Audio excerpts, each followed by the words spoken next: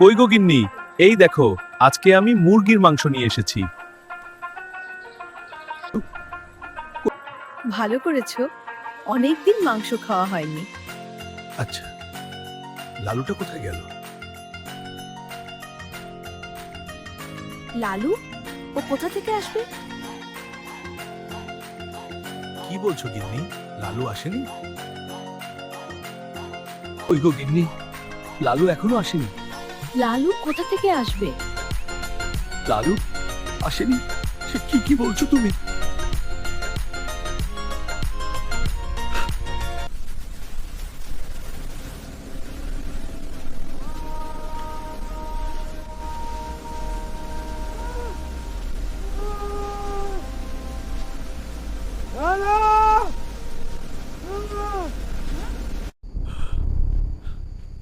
কি হয়েছে মধু ভাই? এত রাতে এভাবে চিৎকার করছো কেন?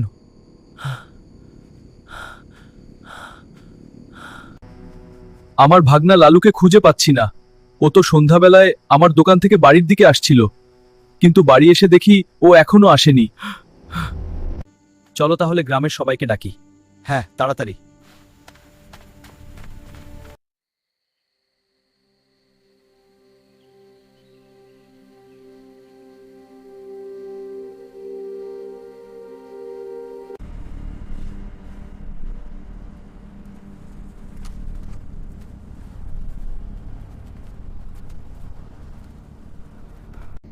সন্ধেবেলায় আমার ভাগনা দোকান থেকে বাড়ির দিকে রওনা দিয়েছিল।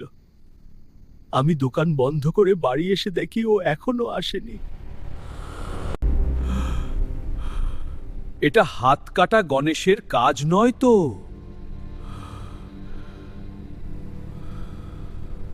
প্রথমে ওর বন্ধু হারু, তারপর গ্রামের মোড়ল মশাই, তারপর কত গরু ছাগল, সব যেন একে একে হারিয়ে গেল।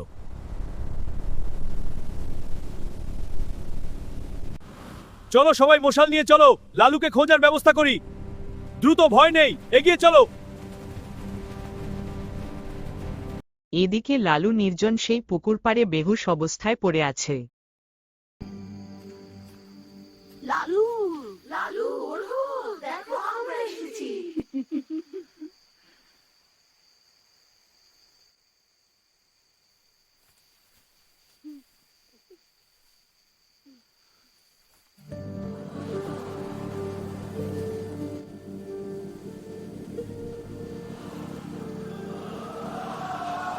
সবাই দেখতে লাগলো, পাশের তালগাছটি হঠাৎ বড় হতে লাগলো।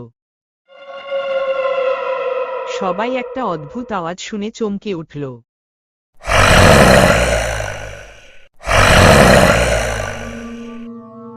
তোরা এখানে কেন এসেছিস? এই কথা শুনে একজন সাহস করে জিজ্ঞেস করল, কে তুমি?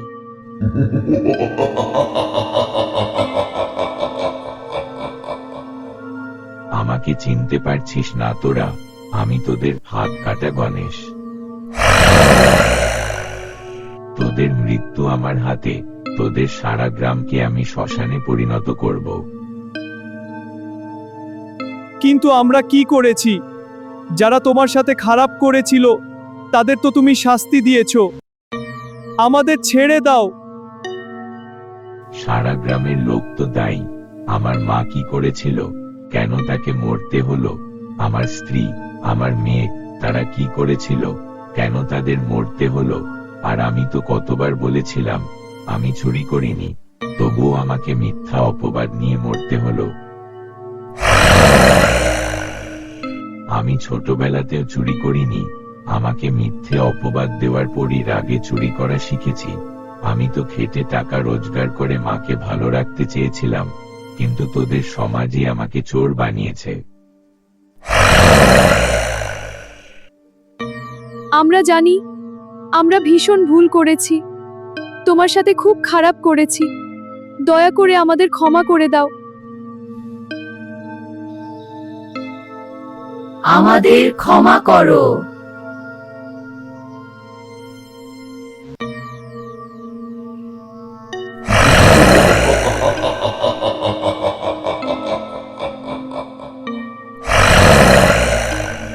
আমার মা বলতেন, ক্ষমার চেয়ে বড় কিছু নেই।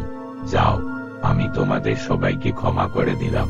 কিন্তু তোমরা আর কখনো কারো এমন ভাবে ক্ষতি করবে না যাতে তার পুরো পৃথিবীটাই শেষ হয়ে যায়। আগামীকাল সকালে এই পুকুর পাড়ে এসে ধূপ ধুনা জ্বালিয়ে পবিত্র মনে প্রার্থনা করবে, তবেই আমার আত্মা শান্তি পাবে।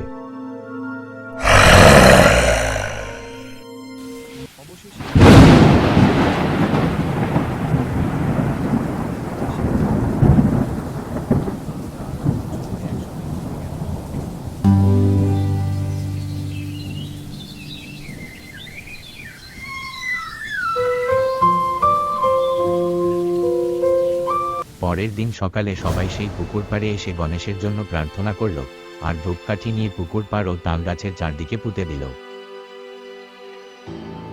বন্ধুরা, এরকম সুন্দর ও শিক্ষামূলক গল্প পেতে আমাদের চ্যানেলটি অবশ্যই সাবস্ক্রাইব করো এবং বেল আইকনটি প্রেস করো।